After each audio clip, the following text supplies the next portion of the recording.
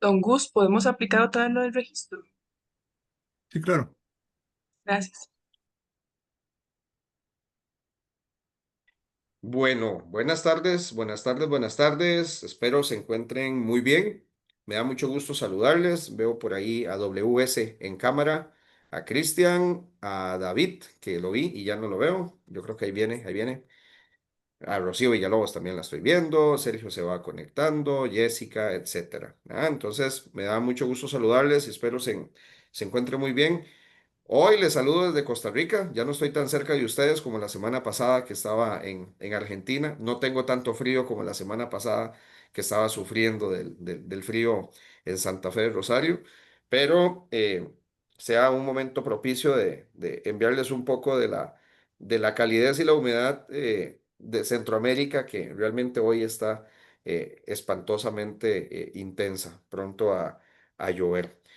Em, Gracias por la comprensión, por la serie de cambios que hubo esta semana para la realización de esta actividad, pero más bien nosotros somos los que comprendemos que ustedes en un día como ayer viven más ocupados del usual, ¿no? Y que deben estar en servicio y en otro tipo de actividades que pues les demanda el cargo. Para hoy es un gusto contar con una persona experta que está aún más en el futuro porque está en Madrid. Así que ya nos dirá cómo es la noche de un viernes en septiembre, antes de que llegue la nuestra. Quien va a estar abordando una temática que está relacionada, pues evidentemente, a los módulos que hemos estado viendo sobre responsabilidad internacional de los estados en los contextos de movilidad. Ella es Alexa Zamora. Es una colega con la que tenemos mucho tiempo de trabajar y quiero pues comentar un poco de su hoja de vida también para que ustedes sepan acerca de ella previo a que pueda empezar su presentación de este día. Les comento que Alexa es de nacionalidad nicaragüense, residente en España en estos momentos. Es activista y defensora de derechos humanos, con 10 años de experiencia como especialista en el uso del sistema interamericano de derechos humanos y también otros sistemas de protección internacional. Alexa es especialista en gestión de proyectos para la cooperación internacional con énfasis en el fortalecimiento de la democracia, la resolución de los conflictos, construcción de espacios de paz a través de desarrollo comunitario y también de la movilidad humana. Ella cuenta con una amplia experiencia en el área de incidencia internacional y también local para el análisis y monitoreo de políticas públicas. Se ha desempeñado como investigadora a través de las cuales ha podido desarrollar múltiples publicaciones en temas vinculados a la participación ciudadana, los movimientos pro democracia en el exilio, el combate al autoritarismo extrahemisférico, la apatridia y, por supuesto, políticas públicas con enfoque de derechos. Es muy generosa en compartirnos una presentación muy concreta, pero podría decirles de que además Alexa lidera movimientos de juventudes no solamente en América Latina, sino también en Europa, en donde ha sido pues, reconocida como activista internacional o activista nicaragüense en el exilio internacional en el Consejo de Europa, así como en el Parlamento Europeo y en otras instancias como el Global Forum for Democracy. Así que, Alexa, gracias por estar con nosotras y con nosotros el día de hoy. Tienes por delante a un grupo siempre muy entusiasta cuyas labores dentro de la Policía de Investigaciones implican el control, la trazabilidad de las actuaciones de la Policía de Investigaciones y que como hemos estado conversando durante estos días, pues tienen también las labores de resguardo, control de fronteras, de esas que tú tanto conoces y que también la vida y la experiencia te ha llevado a entender de cómo los cuerpos de seguridad actúan, no deberían actuar, se comportan o no se deberían comportar, pero también como una experta en la materia y como una persona que vive y ha vivido la movilidad humana en carne propia, que nos puedas compartir tus experiencias, tu conocimiento y de tu profesión. Así que gracias por estar a estas altas horas de la noche madrileñas, que es la hora apenas salir a comerse algo y a tomar algo en un viernes además. Perdón por privarte de ese derecho humano al esparcimiento madrileño de buena tapa y cervecitas, como deberías estar en este momento tomando la cena por allá. Gracias, querida, por estar acá. Gracias, Jorge, por esa súper introducción. Creo que me has puesto la vara súper alta. Realmente creo que el tema que se ha abordado, sobre todo en este proceso de formación, es súper importante tomando en cuenta el actual contexto a nivel global que existe de movilidad humana. También en el entendido que Chile es un país receptor, sobre todo del alto volumen de migración, principalmente venezolana, y un poco entender cómo han ido cambiando estos patrones migratorios, sobre todo em, en este contexto, y reitero, a nivel global, porque ya no hablamos o ya no vemos solamente una migración intrarregional, es decir, recibimos o ser países receptores de migración, digamos, tradicional, que son de los países vecinos, sino cada vez más vemos hacia Latinoamérica migración de países de África, Medio Oriente e incluso de Centroamérica. En lo particular, tengo varios colegas que han migrado hacia Sudamérica, Chile y Argentina principalmente, y que esto no era, digamos, un patrón migratorio tradicional, por ejemplo, para la población nicaragüense. Yo creo que esto nos ayuda, digamos, a entender y a ilustrar las dimensiones que ha adquirido en estos tiempos. Ahorita estoy intentando poner la presentación. El asunto técnico, ustedes saben. Y acá está. Avísanos si podés, si no, te ayudamos. Vale. Sí lo ven, Ok. ¿verdad? Ya ahí puedes ponerlo en modo presentación. Ya ahí Sí, sí sí, está. eso es justo. Ahí está. Ya. Voy a poner esto un poco por acá. Debería ser mejor con esto de la tecnología, pero ajá, siempre me come. Listo, ahora sí. Todo Ahora bien. sí, listo. Bueno, básicamente esto nos ayuda, digamos, mejor dicho, este actual contexto de movilidad humana nos presenta una serie de retos desde el punto de vista institucional, desde el punto de vista normativo, pero también desde el punto de vista, digamos, de replantearnos el funcionamiento tradicional de los controles migratorios, pero también ponen el ojo la responsabilidad que pueden llegar a tener los estados por sus propios protocolos de actuaciones. Como sabemos, hay estados que son, o hay países que son tradicionalmente receptores de migración y esto los pone en altas situaciones de estrés, porque esto además se relaciona directamente, digamos, con el contexto de seguridad a nivel global que estamos viviendo. ¿Por qué? Porque en los últimos 5 o 10 años, con el aumento del autoritarismo, con el aumento incluso con la presencia de guerras en alguna zona, con en Medio Oriente el ascenso nuevamente de los talibanes al poder, que parecieran ser cosas que están sumamente desconectadas, es todo lo contrario. Esto está totalmente conectado y pone en situación de estrés principalmente a los países receptores de migración. ¿Cuáles son los países que son tradicionalmente receptores de migración? Son países que tienen, digamos, determinada cualidades. La primera, que son países que tradicionalmente o que se caracterizan por tener estabilidad democrática, ser países reconocidos por tener un buen índice de seguridad. El tercer elemento que a tomar en cuenta son las políticas migratorias de los países, si son amigables, si no son amigables, si son más restrictivos o menos restrictivos, que eso lo vamos a ver un poco más adelante. Indudablemente el tema de índice de desarrollo económico, que es una también de las razones por las cuales Estados Unidos, Panamá y el mismo España son países altamente receptores, pero también hay otro factor que está directamente vinculado, que es la proximidad fronteriza. ¿Cómo vemos estas dinámicas? Por ejemplo, Costa Rica es un país que tiene aproximadamente 280.000, una cifra diría yo bastante conservadora, migrantes nicaragüenses en diferentes estatus y en diferentes, digamos, partes del proceso migratorio o de solicitud de asilo, y esto pone un reto significativo para la institucionalidad y la implementación de las políticas migratorias, además de la implementación de otras normativas internacionales en las que estos estados se han comprometido a cumplir. En el caso de Chile, como lo mencioné,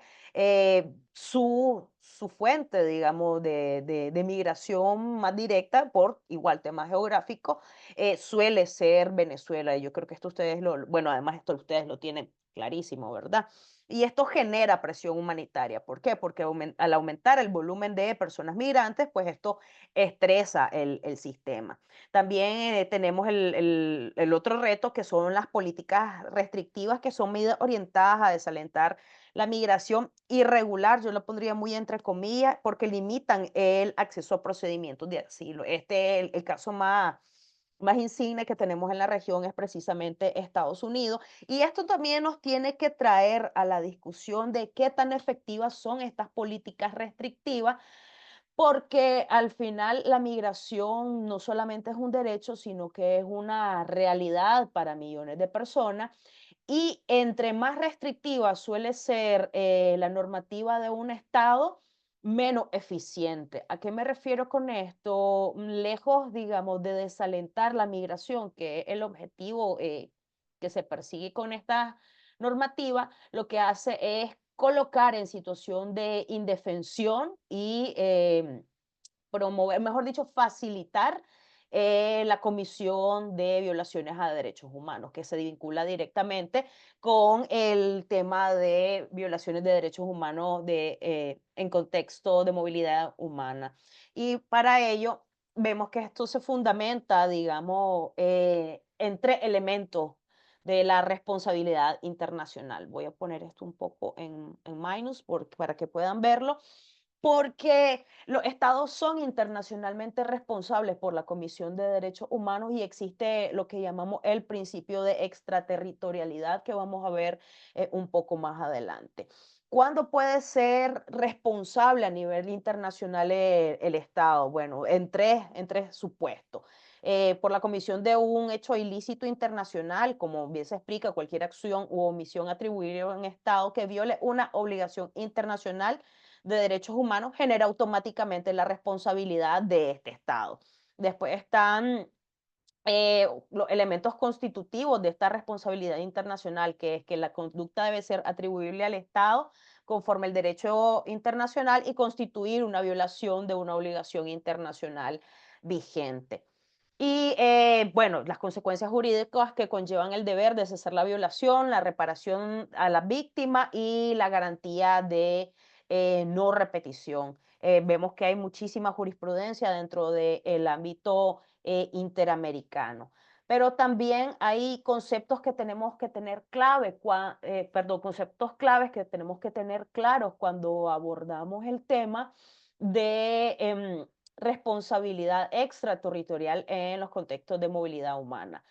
Bueno, los conceptos básicos de movilidad humana, uno que vamos a ver de manera muy frecuente, que es el principio de no devolución, que prohíbe la expulsión de una persona hacia el país donde su vida o su libertad corre en peligro, y es aplicable a toda persona bajo jurisdicción estatal. Esto también vamos a profundizarlo debido a que hay una interpretación un poco ambigua de la aplicación del principio de no devolución. Por ejemplo, hay contextos donde este principio solamente lo aplican a personas que ya están en un proceso de solicitud de asilo, pero vemos que esto es una interpretación restrictiva, dado que todas las personas en contexto de movilidad humana tienen derecho a gozar del principio de no devolución. Otro concepto del que vamos a abordar un poco más a profundidad es la patridia como resultado de múltiples factores estructurales, pero yo en lo particular voy a ahondar un poco sobre un fenómeno que se habla realmente poco porque, ay, perdón, me salí, porque es relativamente nuevo, que es precisamente cuando la patridia, ¿lo ven? Sí, ¿verdad? Oli, hola. Y ahí se está viendo la PPT del concepto, conceptos claves de Que movilidad. Ok, perfecto. Cuando la patria es parte de la política de Estado. Y la otra es el principio, otro concepto importantísimo es el de responsabilidad compartida, porque este principio reconoce la necesidad de distribuir equitativamente las cargas y responsabilidades entre los estados en la gestión de la movilidad humana. Es decir, mediante procesos que sean respetuosos de los derechos humanos, que garanticen la dignidad humana, que no pongan en riesgo a las personas, lograr acuerdos con otros estados para disminuir el estrés y la carga de recepción de personas migrantes. Como quisiera saber si ustedes conocen el programa de movilidad segura.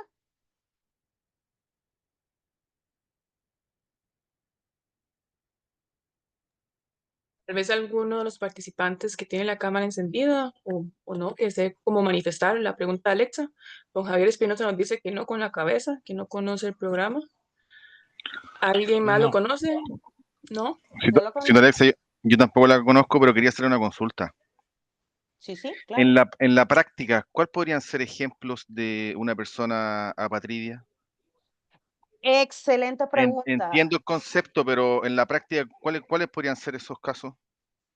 Bueno, hay dos tipos dos tipos de apátridas, por decirlo de alguna manera, en los contextos actuales. Aquellos en los cuales personas no son reconocidas como ciudadanos de ningún estado, como el caso de estas niñas en República Dominicana, en el cual el Estado dominicano decía que no podían establecer la paternidad de las niñas Jane Bosico, sí. No podían establecer la paternidad de ellas y por tanto no podían asumir que el padre era dominicano y por tanto ellas tampoco. Eso es por no reconocimiento, ¿verdad? Y decían que tenían que asumir la nacionalidad haitiana, que era la de la madre, y había como todo un conflicto. El segundo es en contextos de movilidad humana, cuando las personas carecen de cualquier tipo de documento que la identifique como ciudadanos de un país, es decir, y además la imposibilidad de acceder a esa documentación, no tenés acceso a una partida de nacimiento, a una identificación, a un pasaporte, que podría sonar como algo que no puede pasar, pero cuando venís de contextos de guerra, de violencia, o son personas a veces perseguidas políticas o perseguidas por el crimen organizado, no es remoto que esta migración se haga de manera irregular, es decir, sin pasar por controles migratorios, por puntos ciegos, y una larga lista de etcétera, pero que carecen de la documentación mínima para identificarse como ciudadanos de un país. Y la tercera, que la vamos a abordar, que es relativamente nueva en la región, es la privación de nacionalidad por motivos políticos. Los dos casos insignes son Nicaragua y Cuba, en la cual por ley el Estado puede declarar, o perdón, retirar la ciudadanía nicaragüense a un ciudadano nicaragüense nacido en el territorio de padres nicaragüenses, es decir, que cumple con todas las prerrogativas de ley para ser un ciudadano nicaragüense, pero que por razones pues políticas son privados de esto. Veo que en Alexa, el chat, disculpa, ahí compartí en el chat el presidente de la Corte de las Niñas de Imbocico de la República Dominicana, o eso es correcto. República Dominicana, para que lo Sí, tengan a sí, sí, mano todas y correcto. todos. Ujú, la sentencia. Dice, ok, aquí hay una pregunta también interesante. Dice, ¿qué sucede en los países que no están suscritos a los convenios de derechos humanos respecto a la expulsión de aquellas personas y quedan en situación de apatridia? Honestamente, en términos prácticos, dentro de la región interamericana, es decir, todo lo que es América Latina y tal, hay una suscripción de convenios macro de derechos humanos. Y más allá de la suscripción o no suscripción del Pacto Mundial y también para una migración segura y tal, hay una responsabilidad básica del Estado que no puede ser relegada, que es la de respetar los derechos humanos de las personas. Y por Profesora, eso, ¿sí? Profesora, una consulta, pero a mí, bueno, un poco me interpela el tema porque cuando se habla de migración asistida, eso es el término, ¿cierto? Esa responsabilidad le cae a quién, en términos prácticos. ¿A qué estado? Porque yo entiendo que si es asistido es una migración guiada, ¿cierto? Desconozco si Chile tiene ese tipo de migración. Hasta que yo conozco, por lo menos no he visto resoluciones em, jurídicas como anticipatorias de ese tipo de migración. Yo he visto resoluciones, por ejemplo, de personas que ingresan con refugio, pero una vez que ya ingresan a Chile. Pero no conozco el caso si contamos con ese tipo de programa de migración asistida en Chile. Y lo otro que me causa, y que bueno, quizá puede ser como un tema para debatir, em, por ejemplo, no sé, siendo bien juiciosa y prejuiciosamente, ¿cierto? Porque es la realidad que está atravesando mi país. Y justo nosotros estamos ahora en una época de campaña presidencial, se viene un cambio en ese sentido el otro año, y, y lo que sí convienen en todos los candidatos presidenciales es que, por ejemplo, en el caso de mi país, no tiene caja, por así decirlo, para hacer políticas migratorias, eh, o no sé si está bien empleada la frase, pero nosotros estamos atravesando en Chile una crisis migratoria muy importante porque no solamente la cual está asociada directamente a la criminalidad, ¿me entiendes? Entonces, el tema del ingreso migratorio irregular por pasos no habilitados, me sorprende este tema de la migración asistida, porque todavía no entiendo de qué parte es o a quién le corresponde, porque si nosotros como Estado receptor tenemos esta corriente, que en realidad es como una marea, una corriente bien fuerte migratoria, no sé hasta qué punto se hacen valer los derechos humanos, porque en realidad la misma población chilena está eh, copada de... Nos pilló muy fuerte este tema. O sea, venía de hace tiempo, pero a nivel financiero nos complica porque hay, no solamente está la migración irregular, sino que hay mucha residencia irregular. Entonces, yo creo que ahí hay como ámbitos y pasos que distinguir justamente, pero me sigue quedando como en el aire el tema del concepto de los derechos humanos, porque más ahora que usted dijo migración asistida, porque de verdad no sé si Sí, sí, estamos suscritos a algún tratado no. o no sé. Muchas gracias Al por la final, Ana, pregunta. fue Alexa, lo entiendo. el comentario. Realmente es Alexa, una una preguntita. gran... Ajá. ¿Deseas que las preguntas se dejen para el final o las evacúo de No, una vez? no, no. ¿Qué preferís vos? Mejor así, lo vamos discutiendo porque siento que se desenvuelve mejor el tema. A ver, Ok, dale. los dos marcos globales de cooperación son el Pacto Mundial sobre Refugiados y el Pacto Mundial para la Migración Segura. Chile no es parte del programa de movilidad segura, que es lo que has dicho, perdón, que es lo que han dicho precisamente que es esta migración asistida. Precisamente hay países signatarios de este programa de movilidad segura que son principalmente Estados Unidos, España y creo que Países Bajos. Entonces, esto es precisamente para desestresar a lo que se aspira, porque la verdad sea dicha, una cosa a veces son las intenciones de los programas y otra, pues, el choque que se da con la realidad.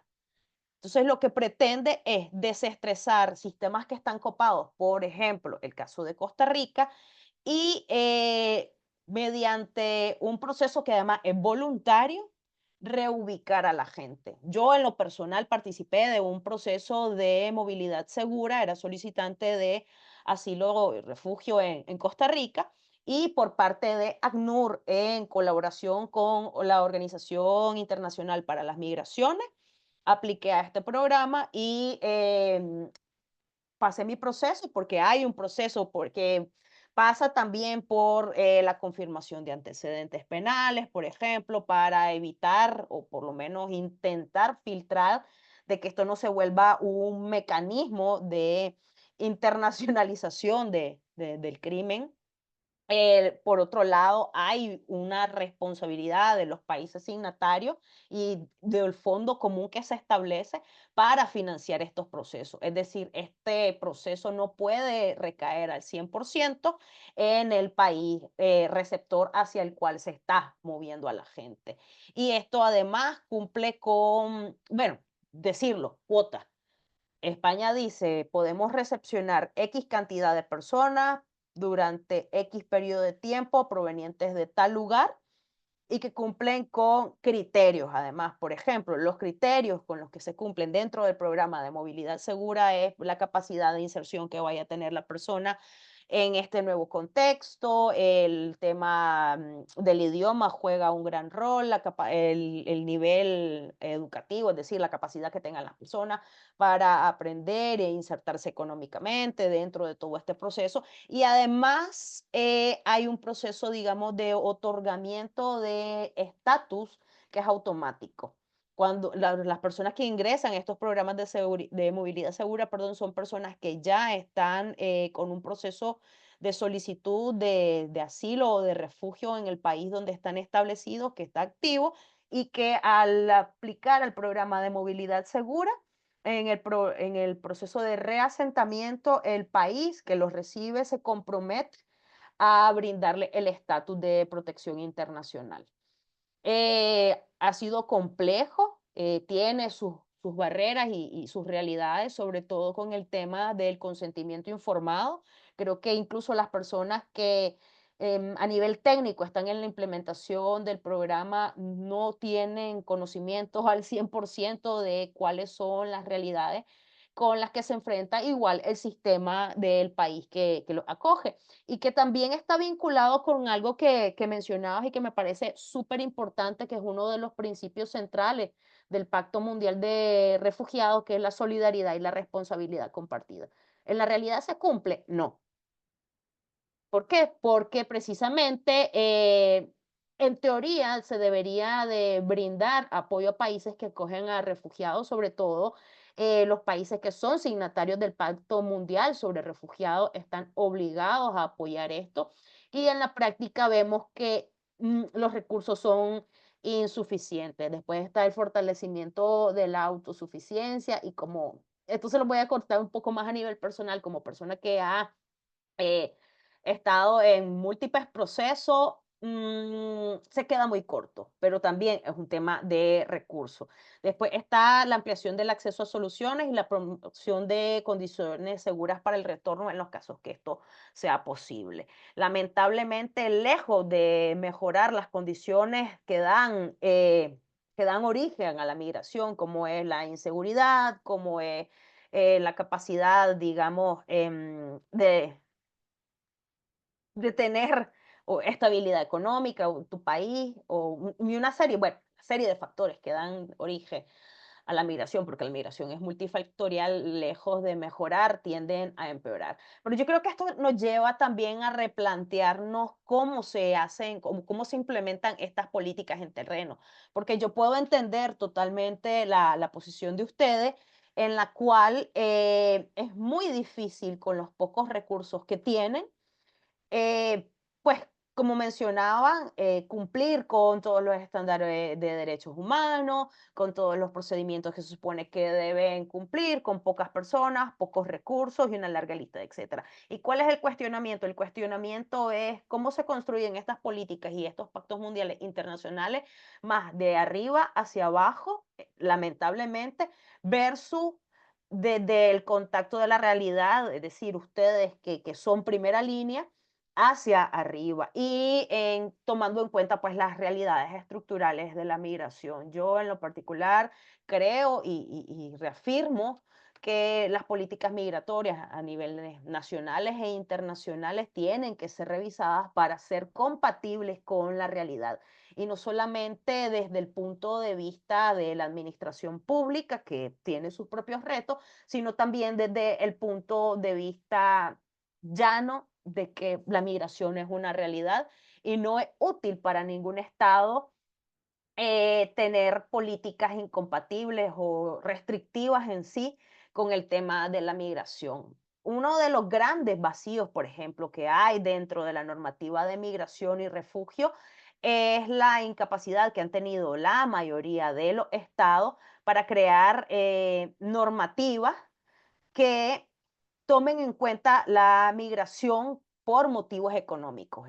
Costa Rica intentó hacerlo hace un par de años, es decir, crear una categoría que además tiene como objetivo desestresar el ya sobrecargado sistema de asilo y refugio y que las personas puedan, digamos, acceder a una vía alternativa para regularizarse y y que está más vinculada, digamos, con movilidad humana por motivos económicos.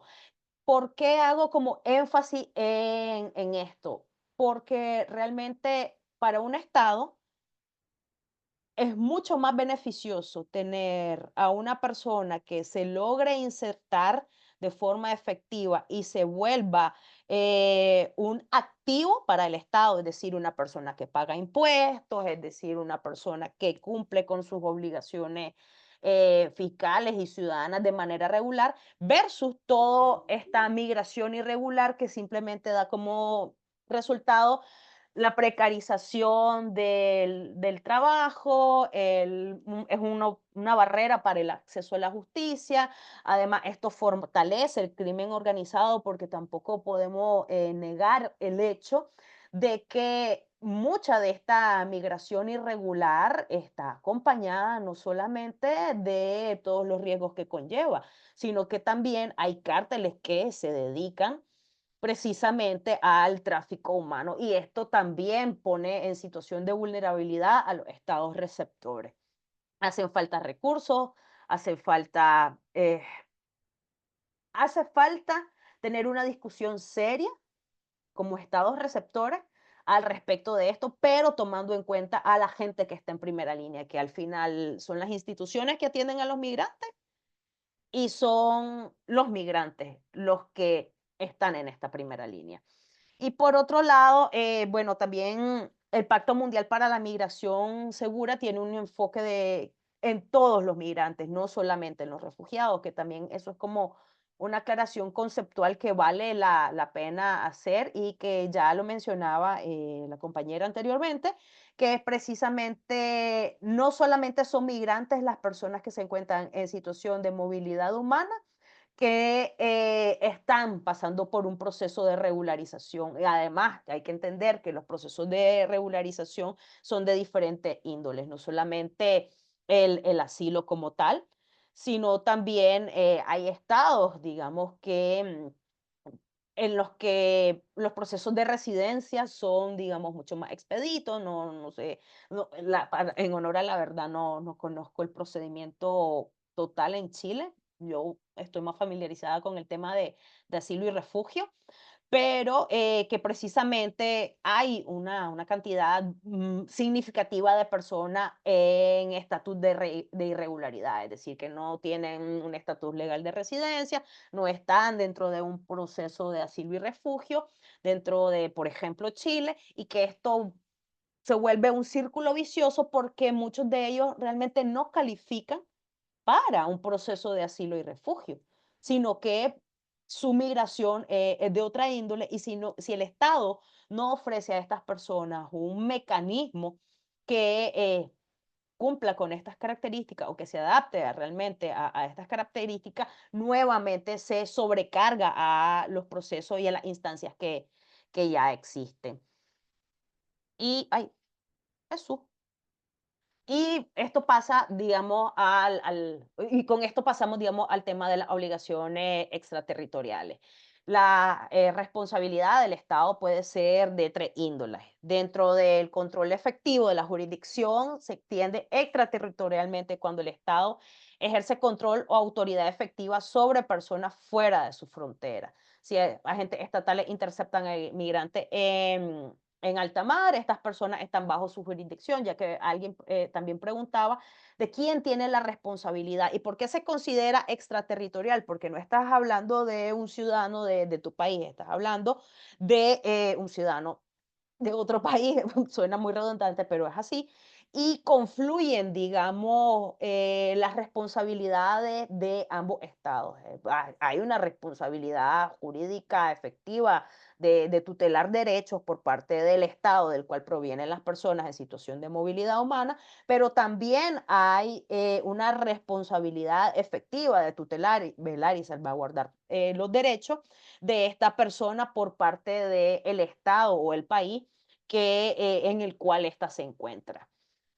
Después está la responsabilidad directa. Un Estado puede ser directamente responsable por sus propios actos u omisiones extraterritoriales que resulten en violaciones a los derechos humanos, como detenciones arbitrarias o uso excesivo de la fuerza.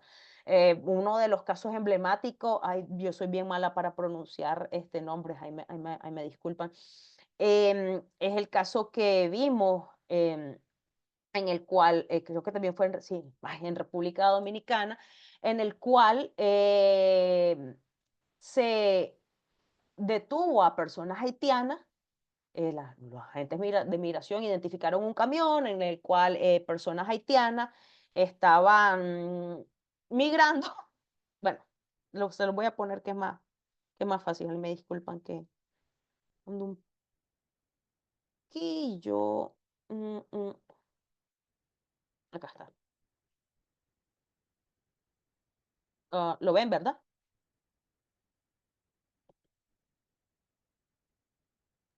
Sí, ahí se ve la Hola. PP, caso Ok. Nadere Tena y Sí, otro de sí. República Sí, Dominicana. sí, que es Nade Dorsema y otro versus República Dominicana. Este camión con 30 personas haitianas, perdón, fue identificado en un puesto de control, no se detuvo, militares dominicanos inician persecución disparando al vehículo, el camión se vuelca, mueren 7 personas, hay 10 personas más heridas. Los militares que interceptaron al camión disparan a otras personas y 2 más resultan muerta. Y pues el resultado final fue 7 personas fallecidas, más de 10 personas heridas y 30 migrantes en total. Además de esto, se detuvieron y fueron expulsados, fueron llevados, por ejemplo, a este lugar, a la DOIFE en Montecristi, luego a un cuartel. Lo extorsionaron para llevarlos a la frontera con Haití y fueron expulsados. Aquí hay varias fallas en la justicia. Vemos que el Consejo de Guerra solo condenó a 2 militares, se dio un proceso de apelación, los recursos establecidos por estas personas fueron rechazados. ¿Por qué menciono este caso? Porque es un caso típico de algo que podría suceder en una frontera. Es decir, estos cárteles, porque hay que decir las cosas como son, estos grupos que se dedican al tráfico humano tienen más de un mecanismo. El Estado tiene la potestad y el deber de resguardar su frontera, pero hay un límite a las actuaciones que pueden llevarse a cabo. Por ejemplo, la obligación de respetar la dignidad de las personas, de preservar la vida, no hacer uso excesivo de la fuerza, aplicar los protocolos y procedimientos establecidos y sobre todo de respetar el principio de no devolución. Un momentillo. Y un poco volviendo con el tema de las obligaciones extraterritoriales, este es un caso de responsabilidad directa del Estado en la comisión de violaciones a derechos humanos en contexto de movilidad humana. Pero también está la responsabilidad compartida, en la cual los Estados pueden asumir la responsabilidad por violaciones originadas por organizaciones internacionales de las que son miembros o por incumplir su deber de regular actores no estatales bajo su jurisdicción. Un caso que podría ser bastante, ay, ¿qué es esto? Ah, un caso que podría ser, digamos, bastante ilustrativo es, por ejemplo, que se cometiera la comisión de violaciones a derechos humanos en un proceso de movilidad segura a cargo de OIM. por ejemplo, que no haya sido informada, que las condiciones en las cuales se da esta movilidad sean denigrantes, que sean contrarias a la dignidad humana, que, por ejemplo, ponga en situación de vulnerabilidad a la persona. No es usual, pero tampoco es inusual. También, nuevamente, yo de primera mano he visto unas cosas dentro del sistema de ACNUR y el mismo IM que me hace en lo particular cuestionarme hasta dónde realmente en la práctica se cumplen estos principios, que además pueden dar origen, este tipo de prácticas irregulares, ¿verdad? Pueden dar origen a una responsabilidad internacional, extraterritorial, perdón, del Estado en la comisión de violaciones de derechos humanos. Por eso es, digamos, un tema sensible y también esto limita la cantidad, digamos, de estados que están dentro de estos procesos. Y por último, ay, perdón. Y después tenemos la prohibición de expulsiones colectivas. Em, yo quisiera preguntarles a ustedes qué entienden por expulsiones colectivas o por el principio, digamos, de la prohibición de expulsión, de expulsiones colectivas y masivas.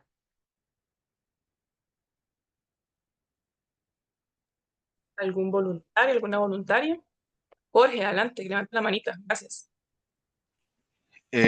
Bueno, bien como lo dice el nombre, profesor Alexa, se entiende de que serían expulsiones ya por algún tipo de discriminación, ya puede ser por etnia, por raza, por cultura, sin tener un debido proceso y que lógicamente dice colectiva, que, así como en grupo, así como bien lo demostró usted en el ejemplo del caso de los haitianos en República Dominicana, o sea, todo el grupo sin tener un debido proceso fue inmediatamente expulsado de República Dominicana a Haití. Eso entiendo yo por la expulsión grupal. Yo les hago esta pregunta porque a simple vista es lo que podríamos entender por expulsiones colectivas, pero realmente hay una cuantía, es decir, hay una cantidad de personas que podemos expulsar antes de activar esta prohibición.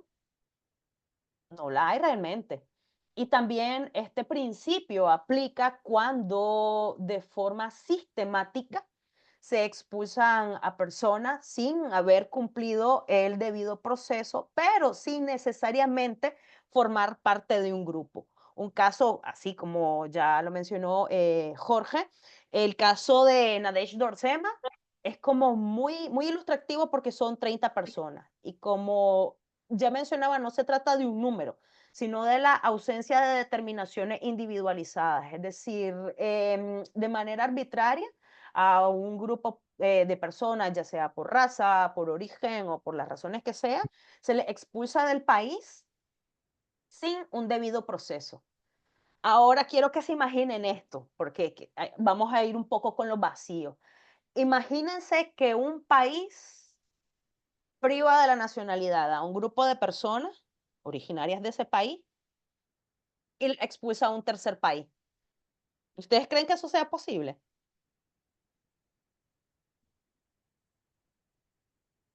Sí, Costa Rica lo vivió, fue intermediario con el caso de las personas asiáticas que Estados Unidos nos remitió para paso, digamos, país de paso, llaman ellos en el proceso. Eso es país de paso en algo que se llama tercer país seguro, que también lo vamos a ver, que yo tengo ahí como mi tema. Pero imagínense que, por ejemplo, Chile tiene este grupo, pongámosle de 10, 20 personas, y decide que las va a expulsar, qué sé yo, a Uruguay. ¿Ustedes creen que nacionales, chilenos, que por X o Y razón se decida que hay que expulsarlos del país? Suena loquísimo, ¿verdad?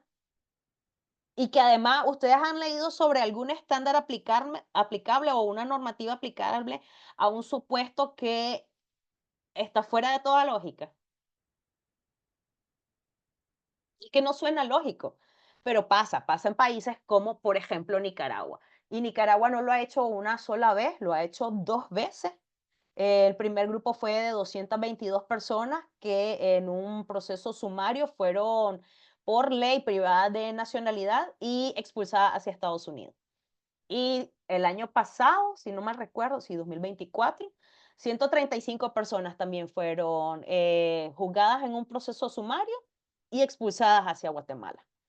Pero no vamos a leer supuestos y prohibiciones específicas al respecto en ninguna normativa, ni siquiera en un estándar internacional, y ni siquiera dentro del sistema interamericano, porque precisamente estos son nuevos patrones de conducta que estamos viendo y que no tienen precedentes en la región. ¿Por qué? Porque el principio de no expulsión está pensado para personas migrantes, es decir, la prohibición del Estado de expulsar grupos o expulsar colectivamente a personas migrantes de forma arbitraria.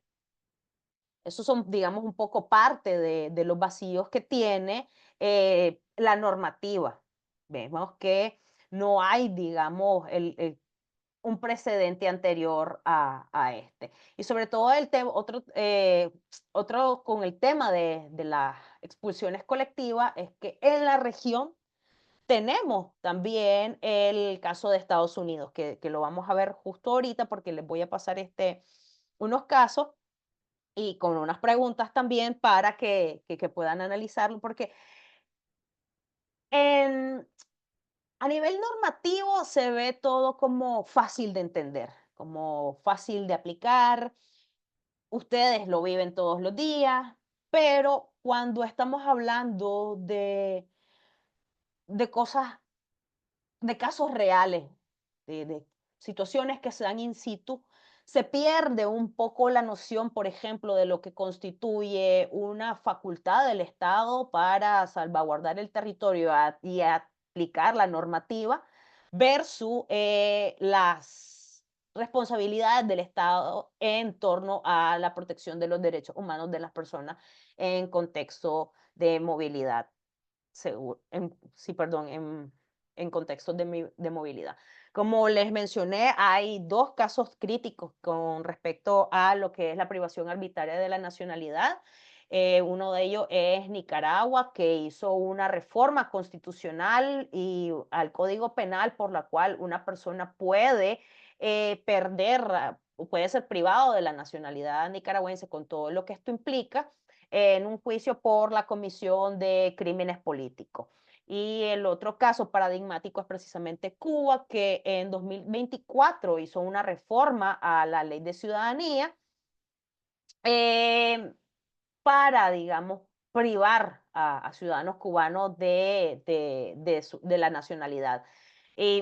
Tan arbitrarios como pueden ser enrolarse en organizaciones armadas contra el Estado, actos contrarios a los intereses políticos desde el extranjero y por decisión del presidente de la República. Estos son casos excepcionales, pero que también influyen en una problemática que muy probablemente vayamos a ver de manera más frecuente, ¿qué hace el sistema migratorio de un país receptor cuando se enfrenta a un volumen alto de personas apátridas? Porque hasta el momento la apatridia suele ser la excepción y no la regla, pero en la medida vayan aumentando estas prácticas y sobre todo que hay una tendencia bastante clara que nos dice que probablemente Venezuela vaya a aplicar este tipo de procedimiento.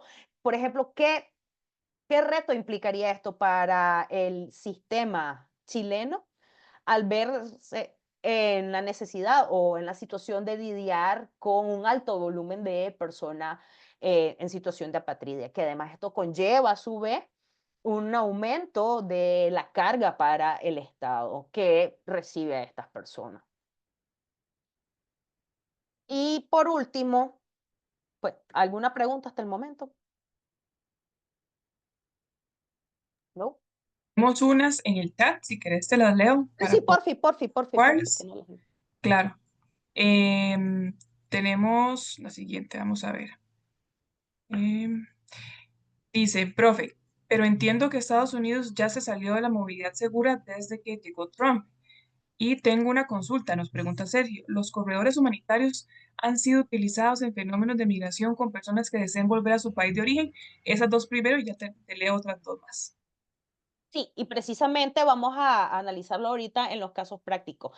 Los corredores humanitarios constituyen un caso excepcional dentro de los procesos migratorios y que es parte también de los principios del Pacto Mundial de Migraciones, que es el de garantizar, es decir, la obligación que asumen los estados de garantizar que las personas puedan retornar de forma segura a sus estados de origen, si así lo desean y las condiciones lo permiten. Los corredores humanitarios son precisamente un ejemplo de la aplicación en la práctica de este principio. Pero también hay prácticas opuestas a este principio, como por ejemplo la intervención que se dio en el tapón del Darién, que la vamos a ver ahorita en los casos prácticos.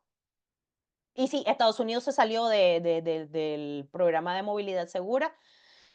Desde mi punto de vista, el sistema migratorio de Estados Unidos es uno de los más deficientes que conozco, porque, a ver, al ser un país, en la realidad, al ser un país que recibe un alto volumen de personas migrantes de forma regular e irregular, cuenta con un sistema que no les permite a las personas realmente, más allá del proceso de solicitud de asilo, y en algunas raras excepciones, residencias por temas laborales, y eso es como, son como las excepciones, insertarse de manera efectiva o en el Estado o legalizarse. Es sumamente deficiente, no ha sido reformado en términos positivos, las pocas veces que ha tenido reformas o ha sufrido algún tipo de cambio de forma regresiva para frenar para implementar políticas restrictivas a la migración y bueno, que en la realidad no han dado mucho resultado. Ok, tuvimos la participación por el chat de varias personas respecto a tu pregunta de las expulsiones colectivas, ¿verdad? Y ciertamente todos coinciden como en la idea de un grupo, ¿verdad? Sin un debido proceso, una resolución masiva y demás. También respondieron tu pregunta relacionada con este ejemplo de Nicaragua. Nos mencionan también si es parecido a lo que actualmente está haciendo Estados Unidos de llevar a los extranjeros a El Salvador, nos dicen. Y el último que David nos menciona, David Delgado nos comparte en el chat, soberanía de cada país, la voluntad de cada gobierno ante esto, qué es lo que se podría hacer respecto a estos casos. Y listo, ahí tendríamos lo del chat. Sí, lamentablemente Estados Unidos es un paradigma de todo lo que no se debe hacer en términos migratorios. ¿Por qué? Porque incluso viola acuerdos internacionales y pactos internacionales en materia de derechos fundamentales que ellos mismos, de los que ellos mismos son signatarios.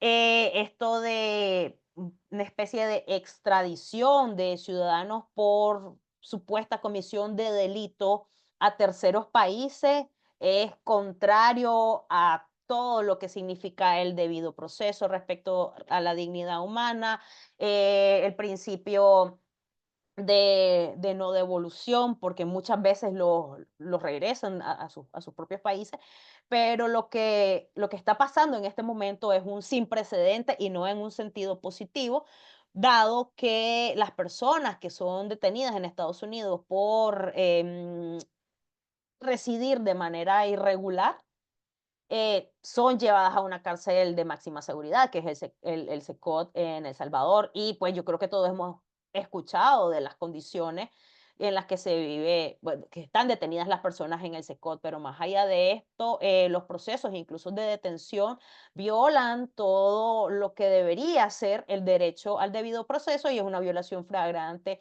a la prohibición expresa de no llevar a cabo expulsiones colectivas y masivas, ¿verdad? Eh, y con respecto a la soberanía de cada gobierno, con respecto a estos casos, hay un principio fundamental que establece que la soberanía de los estados no está sobre los derechos humanos. Es decir, si bien es cierto, el Estado tiene la potestad de normar en principio todo lo que respecta a la adquisición y pérdida de la ciudadanía, otorgamiento de permisos de residencia o no, requisitos y una larga lista de etcétera procedimental que son facultades propias del Estado. Esto no lo exime del cumplimiento de derechos fundamentales básicos y principios del derecho internacional básico que se establecen en los pactos y acuerdos. Es decir, un Estado haciendo uso de su potestad no puede decidir que es legal violar los derechos humanos ni de los miembros, ni de sus ciudadanos, ni de los ciudadanos de terceros estados, que es, digamos, como el principio fundamental de todo lo que tiene que ver con la responsabilidad de los estados en contextos de movilidad humana. Y un poco, a ver, esto lo voy a poner aquí unos casos.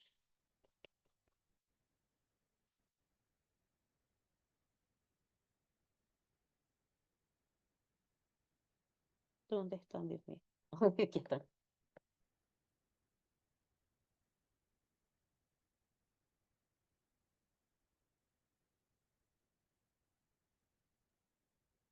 Viviana, no sé si puedes ayudarme, porfi, para dividirnos, Proyectarlos. Ah, ok. no, para dividirnos en dos grupos, porque la idea precisamente es que lean los casos, vamos a Ujú. dividirnos en dos grupos y vamos a contestar estas O 5 preguntitas. Don qué Gustavo nos organizar dos ayuda a salas. hacer 2 salas, exacto. Sí, Ok. Ujú. para eso tendríamos unos 15, 20 minutitos. Ok, perfecto. Poder crear dos salas que se vean automáticamente las personas. Sí, Ujú. Perfecto, correcto. don Gus. Bueno, uno es grupo A, que es el que tiene caso A, y uno tendría que ser el grupo B, que es el que tenga el caso B, que acabo de poner acá en el chat. Y si no, de todos modos, yo se lo vuelvo a compartir cuando ya esté en la sala. Sí, te voy a agregar como anfitriona para que puedas desplazarte. Ok, va.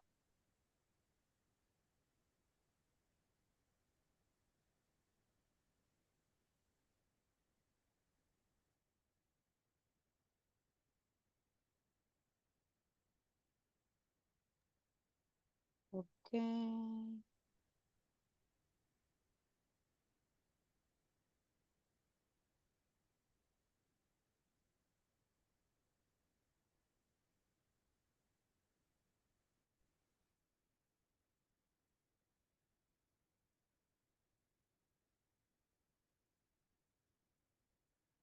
Listo.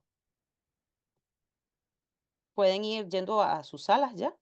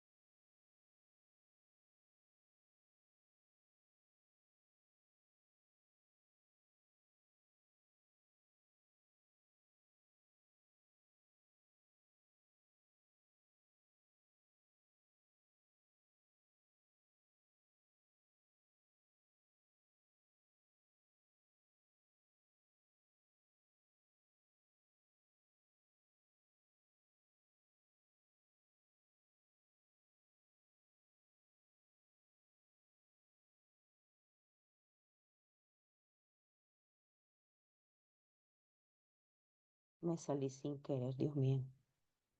Y vamos a la otra sala.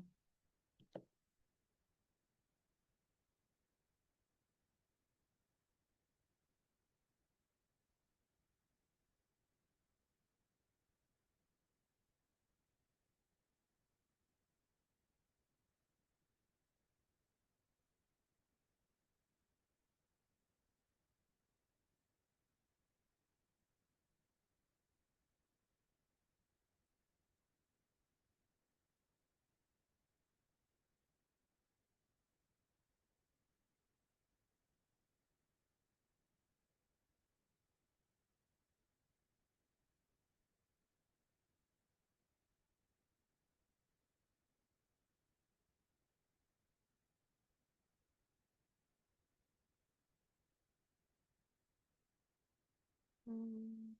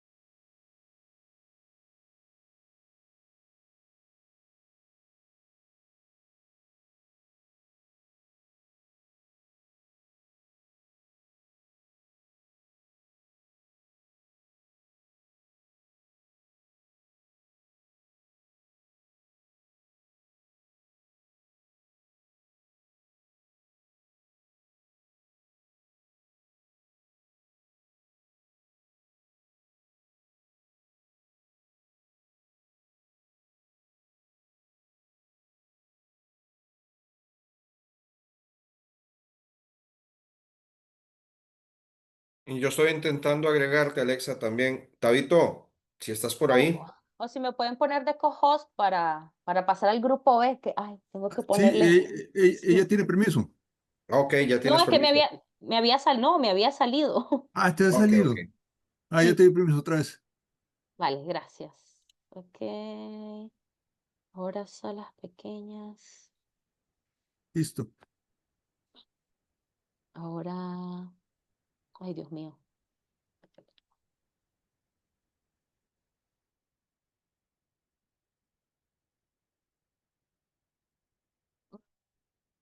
Oh, que no puedo, no puedo.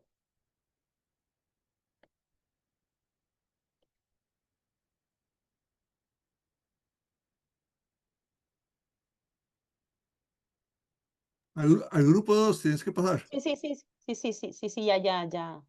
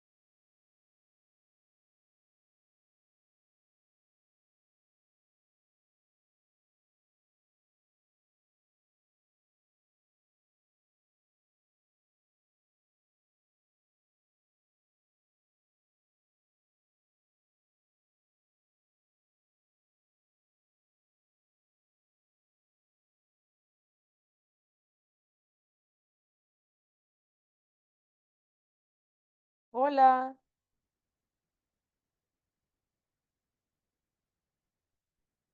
Vamos a esperar que se terminen de integrar los demás. Un Ujú. par de minutos, ya deberían estar regresando de las salas.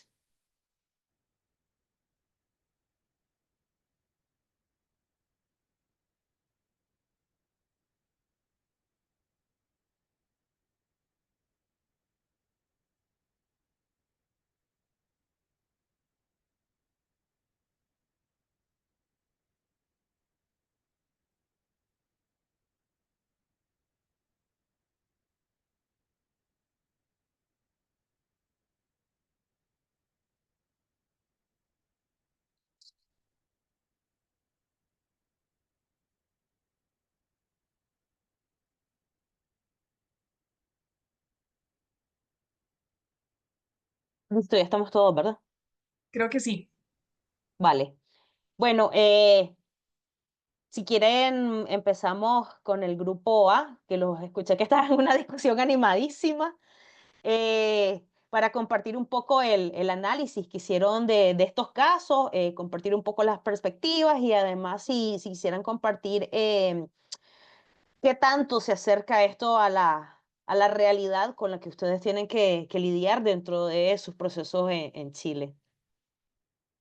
Voy a hacer una pequeña introducción para dar la palabra a mi grupo y es que, bueno, tuvimos el apoyo de Rocío, de Jorge, de Guillermo y Andrea para evacuar, digamos, compartir ideas y don Guillermo también nos exponía la situación justamente de Chile, de situaciones similares. Entonces, si quiere, le cedo la palabra a Jorge, que estuvo muy activo y es nuestro representante designado autoritariamente para que nos comente su valoración del ejercicio y también del caso. Adelante, Jorge. Muchas gracias. En un diplomado de Derechos Humanos, autoritariamente te delegan la palabra, Jorge. Eso es democracia. Es democracia, exactamente. Eh, Democrática. bueno, para continuar con agregando lo que estábamos conversando en la sala interna, claramente todos concordamos en que el caso que nos tocó por lo menos claramente viola lo que hemos estudiado hasta el día de hoy, que son los derechos humanos de personas en movilidad. Estuvimos viendo el caso de que cómo era posible que una nación le quite a sus propios connacionales su nacionalidad, además lo envíe a otro lugar. Eh, y también la profesora Viana nos logró sacar una duda que por lo menos teníamos de que era cómo la Corte Interamericana, que yo creo que es una duda que yo tenía también dentro de mi incógnita, cómo la Corte Interamericana en este tipo de casos, porque hablábamos de que todos sabemos que los países partes se suman de manera voluntaria y se supone que tenemos que regirnos por el derecho internacional sobre nuestro derecho interno, o por lo menos estar a la par. Entonces yo le preguntaba a la profesora Diana de que cómo la Corte Interamericana, cuando toma conocimiento de este tipo de casos, cómo logra tratar al Estado que está lógicamente violando los derechos humanos, en este caso de las personas en movilidad o de sus propios connacionales. Bueno, ahí nos explicó de que la Corte son procesos que no son procesos inmediatos ni cortos, que pueden durar muchos años, pero que la Corte siempre está pendiente sobre lo que ellos dictaminan cuando hay una sentencia. Nos explicaba la profesora Diana de que hacen un seguimiento, incluso durante años, para ver si es que el país efectivamente cumplió con los tratados internacionales, con el derecho internacional, ejemplo como retribuir el daño causado a la víctima, como que practiquen efectivamente la no reincidencia en la situación, y nos explicaba de que si el país no cumple, se hace como una segunda sentencia, donde en la Organización Americana de Estado, en la OEA, se da a conocer de que ese Estado no está cumpliendo con el derecho internacional. Por lo menos eso es lo que más puedo rescatar del ejercicio y de la conversación que mantuvimos de manera interna. Gracias. ¿Del otro grupo? Grupo B.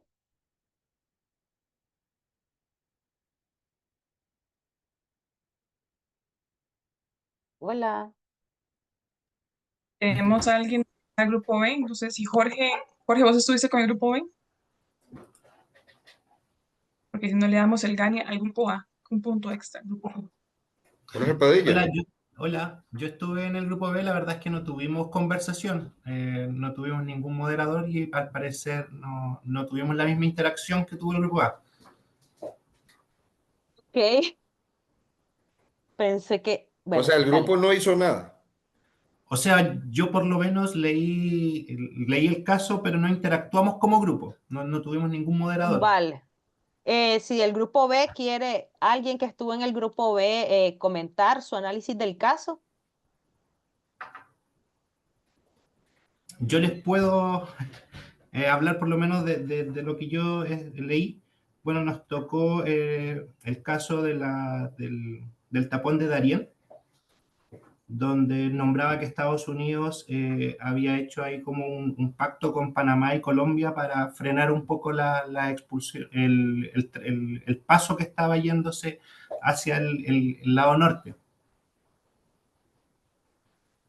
Y dentro de las preguntas, que era qué norma se ve vulnerada, considero que las expulsiones colectivas que se daban ahí en el tapón de Darién, sí, porque los policías detenían a las personas y los expulsaban sin ningún proceso directamente de vuelta. Y en el caso también aparecía de Cuba, que también había creado una legislación en el año 2004 respecto a quitarle la nacionalidad a sus connacionales. Y eso era nuestro caso. Gracias, Cristian. También un referente importante. Creo que Alexa nos puso dos ejercicios valiosos de dos casos excepcionales que deseamos no se repitan, pero que acontecen. Alexa, adelante si quisieras como darnos el contexto de esos abordajes. Correcto. Precisamente en los dos ejercicios incluí los casos de uno, el de Cuba y el otro de Nicaragua, porque lamentablemente a la fecha no haber una posición y una normativa vinculante mucho más clara contra este tipo de prácticas, aunque sí está implícita y mencionada en una multiplicidad de estándares internacionales y sobre todo por la prohibición expresa de apatridia, lamentablemente la tendencia al no haber una sanción con respecto a estas conductas es que países, por ejemplo, como El Salvador, que tiene un marcado retroceso hacia el autoritarismo, o Venezuela, que también está calificada de forma abierta como una dictadura, y curiosamente, Estados Unidos ha hecho dos intentos de aplicar normativa o implementar normativa para la privación de nacionalidad a personas estadounidenses. Puede volverse un fenómeno muchísimo más recurrente en la región. Pero también, por otro lado, los casos, digamos, en los cuales países pueden tener responsabilidad, como es el extraterritorial, por la violación de derechos humanos en contextos de movilidad humana, como fueron los casos de la operación conjunta de Panamá, Colombia y Estados Unidos en el tapón del Darién. ¿Por qué? Porque primero hay un principio de jurisdiccionalidad que se ve comprometido, en el cual, contrario al estándar que dice que esta cooperación y colaboración subsidiaria debe ser en el mejor interés de las personas en situación de movilidad humana, en este caso específico se aplicó a la inversa, sobre todo con estos procedimientos en los cuales se hicieron deportaciones en caliente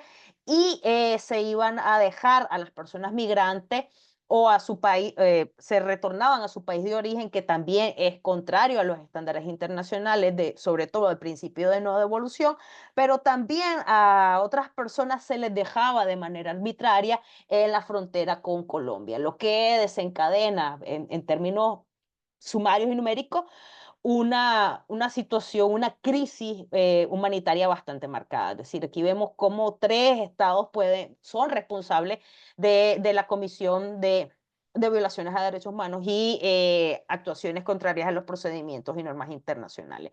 Y por otro lado, precisamente el caso A, sí, en el grupo A estaba el acuerdo del tercer país seguro, lo cual nos trae precisamente a cuestionarnos qué estándares debe cumplir un país para poder ser considerado un tercer país seguro. En este caso muy específico, el hecho de que Guatemala haya entrado dentro del acuerdo de cooperación de asilo para ser tercer país seguro es bastante polémico. ¿Por qué? Porque si bien es cierto, Guatemala aceptó recibir a los solicitantes de asilo que hubieran pasado primero por ahí en la ruta de Estados Unidos para tramitar la solicitud de refugio en Guatemala, Guatemala no cumple realmente con los estándares necesarios para ser considerado un tercer país seguro. Además, la idea es que Guatemala sirviera como muro de contención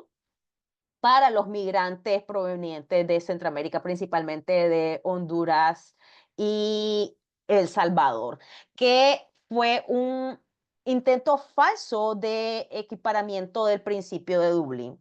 Como ustedes saben, dentro de la zona europea, cuando una persona va a solicitar asilo, eh, digamos, qué sé yo, una persona proveniente de Nicaragua quiere ir a solicitar asilo a, digamos, Países Bajos, pero tuvo un layover aquí en España, el principio de Dublín dice que la persona debe de solicitar asilo en el primer país seguro donde haya aterrizado. Pero vemos que en esta aplicación tropicalizada de este principio, pues el caso de Guatemala no cumple con esos requisitos, o sea, el de la aplicación del estándar del tercer país seguro, sino que más bien pone en situación de vulnerabilidad a las personas que se encuentran en tránsito hacia Estados Unidos. Es decir, es una aplicación de una política restrictiva de forma extraterritorial y también un poco del contexto de que Guatemala haya aceptado convertirse en un tercer país seguro estaba condicionado precisamente durante la primera administración Trump a mantener los acuerdos de cooperación económica, es decir, seguir recibiendo cooperación por parte de Estados Unidos. Como vemos, hay diferentes niveles en los cuales el Estado puede ser responsable a nivel internacional por comisión de violaciones a derechos humanos, ya sea, como vimos en estos casos, por la implementación de políticas, además en coordinación con otros estados que colocan y que violan los principios de los derechos humanos, pero también, por otro lado, que como vimos en los casos de República Dominicana, ya sea con las niñas Bocico y con el grupo de personas haitianas, puede ser también por actuaciones in situ de sus oficiales y representantes de las instituciones en procesos que no necesariamente están acordes con los establecidos en las normativas del país, pero que contravienen el derecho internacional y pueden suscitar un caso que devenga en responsabilidad internacional por violación a los derechos humanos en estos contextos de movilidad humana. Y pues yo no tengo mucho más que agregar, la verdad, agradecerles que hayan estado en esta sesión, sobre todo entendiendo, ¿verdad?, que la labor que ustedes llevan a cabo cotidianamente les da una comprensión muchísimo más profunda de lo que es los alcances que tiene realmente la normativa. Lamentablemente, como lo mencioné, una cosa es lo que establece la normativa y otras, pues las realidades a las que ustedes se enfrentan con recursos limitados, con a veces muy poco apoyo por parte del Estado mismo y haciendo lo mejor que pueden. Agradecerles nada más. Gracias, Alexa, perdón, Vivi, sé que ibas a hablar. Solamente quiero hacer una brevísima intervención con esta última frase que ha dicho Alexa. A ver, nosotros cuando diseñamos los diplomados no nos extraemos de esa realidad a la que ustedes se enfrentan. A ver, y aquí vamos a hablar en familia, aunque se esté grabando, no tengo ningún problema en decirlo. pero es la realidad de ustedes y es la realidad de quienes son agentes del Estado. Ustedes a veces trabajan hasta con las uñas, ¿no? Y cuando digo que trabajan hasta con las uñas es porque tienen una realidad que enfrentar que cada vez es más compleja e interseccional. La persona que ustedes pueden llamar en movilidad humana puede ser una persona que en múltiples intersecciones, y vamos a decirlo así, es una complejidad en un fenómeno que termina convirtiéndose tal vez por de una u otra forma en el manejo en un problema de grandes dimensiones, ¿no? Entonces, la posibilidad de acercarlos a ustedes a escenarios en donde ustedes puedan vislumbrar qué capacidad tiene la PDI para responder, cuánto les da el marco jurídico chileno para responder, cuánto les demanda el marco jurídico chileno para responder.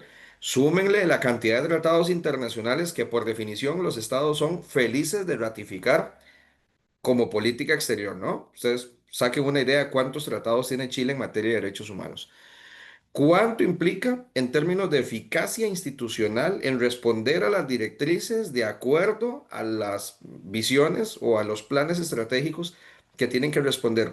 Vean la cantidad de elementos que yo estoy dando en una sola frase y en el medio tienes una persona o un grupo de personas. Una persona que está o escapando de su realidad o que huye o como muchos, siempre hemos dicho, nadie sale de su país por gusto, ¿verdad? Y en diferentes coyunturas. En un momento de la historia fueron muchísimos chilenos los que se movieron por América Latina en razón de la coyuntura política, o argentinos, o brasileños, o paraguayos. Y nosotros, a ver, yo les puedo dar la perspectiva de un país que está en una ubicación geográfica donde todos los días hay personas migrantes de una gran cantidad de gamas, realidades, necesidades. eh, y ahí hay un tema de gestión, ¿no? Entonces confluyen organizaciones como las Naciones Unidas, los órganos encargados de supervisar están encima de las autoridades, las defensorías del pueblo o las instituciones nacionales de derechos humanos están recibiendo denuncias, tramitan y de una, ¡puf!, se van a hacer declaraciones. A veces no hay debido proceso legal, las fiscalías actúan a un tiempo, las judicaturas actúan en otro, alguien les demanda a ustedes acción rápida. Digo, hablando de autoridades públicas, ¿no? Entonces, es bien complejo. No son temas sencillos, no son temas fáciles, y la razón de tener una persona como Alexa que, por ejemplo, tengo que reconocerlo, ese, ese principio que marcaba sobre el- la solicitud de asilo en ese primer país que tocara, me parece, además de las cuestiones más complejas de poder demostrar, porque si no vas para si no vas para tu país de punto o de fin último, pues evidentemente te obligan a otra gran realidad, ¿no? Y Alexa nos comentaba además de la dinámica de tercer país seguro. Los Estados Unidos cada vez han bajado la frontera sur de una manera institucionalizada y políticamente de una manera mucho más acelerada, ¿no? Llámele Biden, llámele Trump, llámele lo que sea, ha sido política exterior de un país que ampliamente ha sido receptor en países donde estamos nosotros literalmente como un tapón, recibiendo y ahora viendo a ver cómo manejamos el retorno, que es algo que muy poca gente habla, además, si es seguro, si está dentro del marco internacional o no, pero ahí, en ese embudo, confluye cuestiones culturales, sociales, ideológicas, políticas, económicas, institucionales, y en medio de todo ello, la contención del delito, la investigación policial, la impartición de justicia, y todo ello tiene que estar conforme a los derechos humanos. Entonces, es un asunto muy complejo, ¿no? Es realmente una realidad en la cual a veces, y lo digo porque soy amigo de muchísimos funcionarios y funcionarios de Estado, dicen, nos sentimos muy solas o nos sentimos muy solos, ¿no? De ver que realmente tenemos que generar una actuación diligente en el marco de la legalidad, en los principios de convencionalidad, pero tenemos un escenario extremadamente desafiante, ¿no? Eh, la señora tutora que les acompaña en este diplomado es además una persona experta en temas de desaparición forzosa, ¿no? Entonces, en el contexto mexicano, si llevamos ese plano al de la movilidad humana, eso es otro gran universo en donde la investigación se torna completamente distinta, los elementos a tomar en cuenta son otros, etcétera, etcétera, etcétera. Si es por desplazamiento forzado, pensemos en un Colombia, en el contexto del conflicto armado, es otra dimensión que tenemos para resolver ahí en el marco de investigaciones diligentes con enfoque de derechos humanos que nos permita esclarecer un posible vínculo entre la comisión de un delito y la movilidad humana, ¿no? O sea, ahí podríamos ir sacando cualquier cantidad de situaciones en las cuales, pues evidentemente, ustedes que están en el terreno, en los territorios, o que están mirando o haciendo veeduría de procedimientos, deben de tomarlo muy en cuenta. Para eso es el diplomado. El diplomado es para traer todo este tipo de elementos, vernos también en un espejo, no si lo hacemos bien o mal, sino desde una perspectiva que yo siempre he coincidido con algunos colegas. Cuesta a veces, cuesta masticarlo y entenderlo, pero los derechos humanos no se contraponen ni al enfoque de seguridad, ni se contrapone a la actuación diligente en materia de orden y seguridad de los estados. Cuesta un mundo, cuesta un mundo. Y yo que particularmente he estado desde el diplomado uno hasta este que llevamos de 15 años, pues hemos ido debatiendo distintas realidades de Chile con respecto a otros grupos en situaciones de vulnerabilidad o desafíos o fenómenos que tienen que enfrentar. Hoy tal vez la migración venezolana no es tan aguda como fue en algún momento. Puede que sea por ciclos, pero yo recuerdo perfectamente cuando iba a Santiago encontrarme la cantidad de haitianos varados en el aeropuerto. ¿M? O vendiendo Super 8 ahí en la Alameda. O sea, nadie me lo contó, yo lo miraba. Así que, pues efectivamente, tenemos que ver cómo contribuimos en ese análisis, en ese escenario. Y en serio, entre más elementos tengamos, yo creo que les blinda a ustedes como una policía responsable y respetuosa de derechos humanos.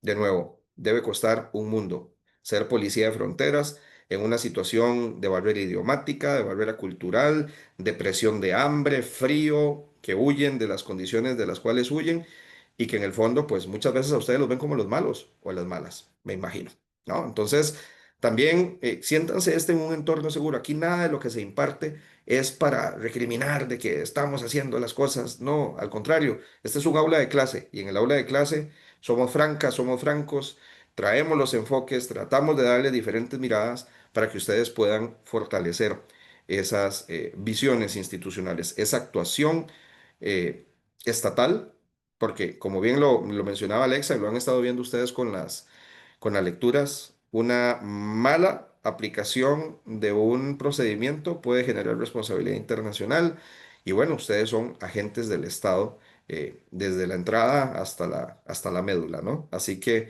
en ese contexto, pues siéntanse por favor acompañadas y acompañados por cada uno de quienes estamos en este espacio. Participen en los foros, participen en las actividades que tienen, aprovechen la oportunidad. Alexa podría contarles horas de lo que significa la represión estatal en tiempos de democracia, ¿no? Y no necesariamente, y en democracias, en terceras democracias operadas por una dictadura, además, ¿verdad? Entonces, eso les lleva a ustedes como a una cuarta dimensión, pero esa es la realidad que vivimos en América Latina. Podría ser también alguien de Venezuela, podría ser también alguien de El Salvador, y vean que están en las antípodas ideológicas, ¿no? Entonces es realmente una cuestión muy compleja. Podría ser de Costa Rica, que tampoco estamos muy lejos. Se los puedo asegurar, creo que Viviana y mis colegas no me dejarían mentirlo. Les vamos a poner el material para la próxima semana. Gracias, Alexa. 9:30 de la noche en Madrid. Tienes derecho, por favor, ahí a que te vayas a tomar una pinta, por favor, por cada una y cada uno de nosotros, por tu tiempo, por tu disposición, por la claridad y también por la posibilidad de compartir. Ya casi nos vamos, Mitzi, ya casi nos vamos. Ahí, no me toques tanto que me pone nervioso, que ya casi nos vamos. Viviana tiene el uso de la palabra.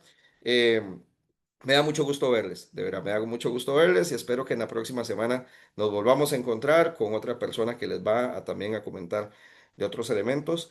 Creo que Viviana les va a dar algunos anuncios parroquiales. Em, Sigamos por ahí. Si tienen necesidad de comunicarse con algo, pedir un material, háganlo, por favor. Háganlo llegar, que nosotras y nosotros estamos para acompañarles en esta aventura y sobre todo para fortalecer las capacidades que ustedes tengan como personas agentes del Estado. Gracias, Jorge. Rápidamente, recordarles dos cositas. Si no han dejado el registro de su asistencia en el chat, por favor consignarlo para poder tener el registro de asistencia. Dos, ya el foro se habilitó, el foro de esta semana, de este módulo, para que lo hagan a tiempo, porque hemos tenido situaciones donde ya los intentan subir el domingo y algo les pasó y no lo pudieron subir. Entonces, por favor, háganlo con tiempo. Si tienen algún inconveniente de la plataforma, recuerden que Maureen Rojas es nuestra compañera a cargo, tienen el correo, cualquier cosa no me preguntan. Y bueno, ustedes vieron que el foro, la conferencia de hoy estuvo muy enriquecedora e igual el foro está también buenísimo. Entonces aprovechen para poder aprender, para poder preguntar si quieren, ¿verdad? También aprovechar a Alexa porque hoy vimos lo valioso de su conocimiento y su experiencia personal, que esa dualidad no la tiene cualquier persona. Entonces, eso es muy valioso y agradecerle, al igual como lo dijo Jorge, el espacio, el tiempo de Alexa, su experiencia, la dinámica de hoy, que fue muy, también muy útil, y lo rico de poder conversar con ella y aprender. Entonces, gracias Alexa también por tu tiempo y el espacio de apoyo en este Creo que diplomado. ya Y nos abandonó. ya nos abandonó. Sí, Bueno, yo también lo haría lástima. estando en Madrid un viernes Sí. a esta hora. Sí. Bueno, y agradecerles a ustedes también que se conectaron hoy y cualquier cosa estamos a disposición para apoyarlos. Gracias, Viviana, también a vos, a cada una y a cada uno de los que están conectadas y conectados. Por favor, díganle a sus compañeros. Aquí tenemos casi el 55% del grupo. Si necesitan algo, por favor háganlo. Si tienen problemas con la plataforma, repórtenlo. No esperen, no les dé pena. Comuníquenlo, por favor. Recibí también el mensaje de alguien, no lo he podido contestar, pero ya estoy tramitando esas cosas con Viviana. No dejen para todo para lo último, porque se les cierra la plataforma y estamos en problemas. Y esto tiene un récord, recuerden. Ya en 2 semanas hacemos el primer corte para ver quiénes están participando en todas las conferencias, quiénes están haciendo los foros, y eso yo lo mando a la Academia Superior. Y ya ahí es otra dimensión desconocida en donde ya yo no tengo control de qué pueda hacer lo que les manden de un mensajito amigable del compromiso con el diplomado. En serio, por favor, estamos a sus órdenes. No, no, no nos da otra cosa más que gusto que colaborar con ustedes. Chao. Hasta luego, gracias. Gracias por todo, se cuidan. Hasta luego. Un abrazo, chao. Hasta luego, Hasta luego, gracias. gracias. Chao, chao, gracias.